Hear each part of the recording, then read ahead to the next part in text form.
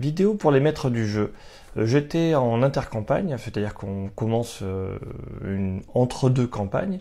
On a mis à plat les personnages qu'on joue depuis des années et on va essayer de voir avec les joueurs comment est-ce qu'on fait pour être bien sûr de son personnage de qui il est. Voilà, qu'on ait une idée très claire, parce qu'il s'est passé beaucoup d'aventures, beaucoup de choses. Et donc c'est comment est-ce qu'on fait pour se présenter aux autres et pour imaginer son personnage de manière structurée. Qu'on sache qui on joue exactement. Donc, je vais vous lister ce que moi j'ai demandé à mes joueurs après, je sais pas, peut-être 6 ans de campagne pour mettre à plat un peu tout ça. Sans surprise, il y a le nom, la race, le pays d'origine. Donc le nom, c'est comment on s'identifie. La race, il va y avoir des attraits culturels spécifiques par rapport à cette race, donc il faut qu'il en soit conscient. Pays d'origine, c'est pareil. Sur le pays d'où on vient, il va y avoir aussi des traits culturels, des accents ou autre chose qu'on peut demander de jouer si le joueur est d'accord. Donc voilà, la culture, moi j'essaie de mettre du vocabulaire spécifique, des habits spécifiques pour typer un petit peu tout ça. Ça va rentrer en compte dans la description du personnage. Ensuite on a le métier, c'est qu'est-ce qui fait ton personnage comme travail. Donc voilà, les guerriers c'est un travail, hein. Ça peut être mercenaire, protecteur, chasseur de primes, je sais pas, confédéré, qui fait partie d'une armée. Donc quel est le métier? En général, ce sont tous plus ou moins des guerriers, des combattants. Mais c'est pour vraiment que le joueur soit d'accord avec ça.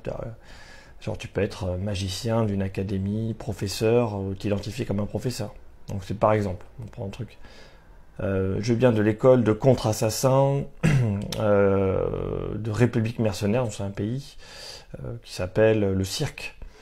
Et dans cette école de contre-assassins, j'ai une spécialité en poison. Je dis un peu n'importe quoi, mais c'est un exemple.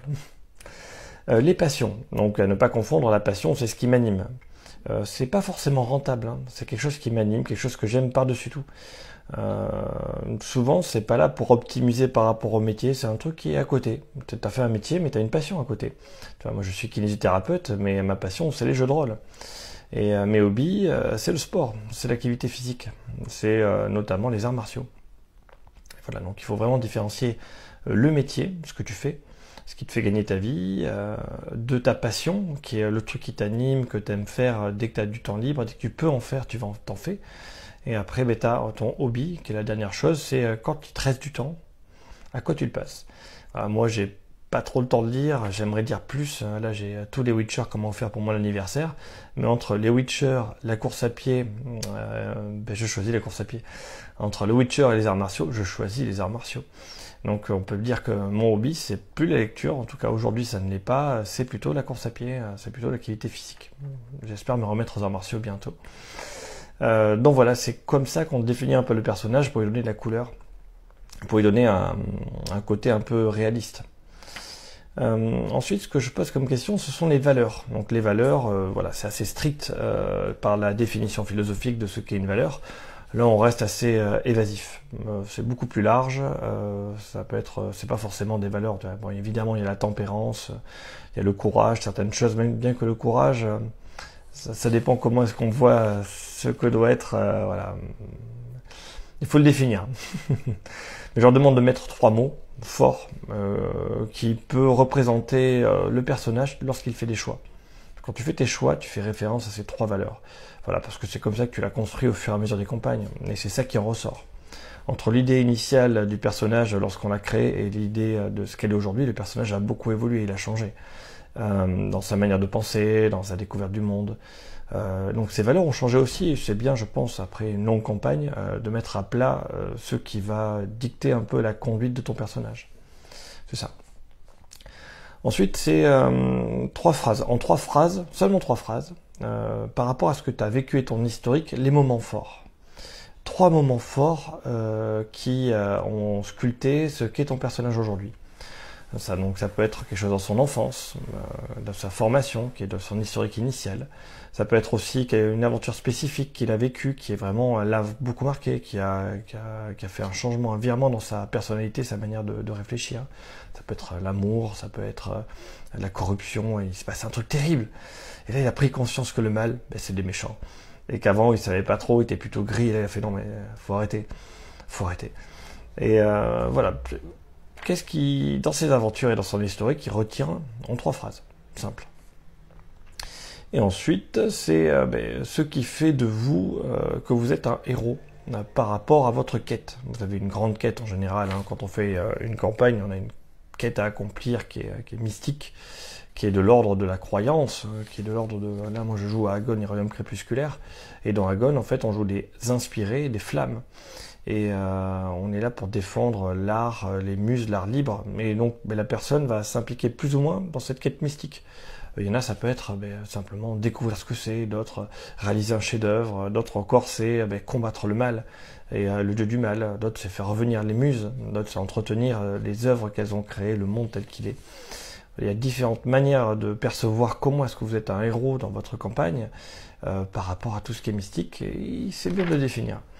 Est-ce que vous jouez ça beaucoup, pas beaucoup, un petit peu, à l'échelle humaine, à une échelle de la planète, est-ce que c'est une de vos quêtes principales? Et après, c'est qu'est-ce que vous voulez faire en tant qu'être, en tant que personne. Chaque personne a un objectif. Certains c'est la richesse, d'autres c'est la gloire, ça c'est assez classique. Mais certaines personnes c'est simplement exister en tant qu'être, et essayer d'apporter au mieux autour de lui ce qui peut faire de bien. On fait ça dans la vie en général. Et le personnage peut être aussi comme ça. Donc voilà, c'est qu'est-ce que moi en tant que héros j'aimerais apporter au monde. Qu'est-ce que je peux faire? Et après, c'est moi en tant que personne. Qu'est-ce que j'aimerais faire? Et un personnage, il m'a dit, mais moi, le plus important pour moi, c'est ma famille. Mais pourquoi tu es sur les routes? Parce que ma mission, elle est grande. Mais dès que je peux, je vais voir ma famille. Et je pense à eux. Et c'est ça qui est le plus important. Et si je fais autant d'efforts pour essayer de changer le monde, pour le rendre meilleur, c'est pour mes enfants. Et donc, évidemment, le personnage fait des lettres très régulièrement à ses enfants pour un genre de correspondance. Évidemment. Alors comme il n'a pas pris en désavantage le fait que il y a des pires ennemis ou ce genre de choses, sa famille n'est pas attaquée. C'est un élément contextuel qui est intouchable parce que moi je vois pas l'intérêt dans la quête du héros d'attaquer sa famille pour mettre de la tension ou de la pression sur ça, qui est important pour son personnage. C'est vraiment un élément d'ambiance où il raconte ses histoires, où voilà, j'ai choisi de sauvegarder ça et de ne pas mettre en porte-à-faux sa famille parce que ça représente une manière de penser de son personnage. Peut-être que le joueur va changer dans ses interactions avec les méchants, mais a priori, comme ils sont loin et blabla, c'est sauvegardé, c'est vraiment de l'ambiance. Il en parle, il en fait référence, pour lui c'est important. Et je ne vais pas attaquer sa famille. C'est un choix de maître de jeu. Voilà des différents éléments que j'ai demandé en interpartie aux joueurs pour qu'ils puissent bien préciser dans les idées ce qu'est son personnage, parce que plus son idée est claire, plus il pourra le transmettre aux autres. Alors, voilà.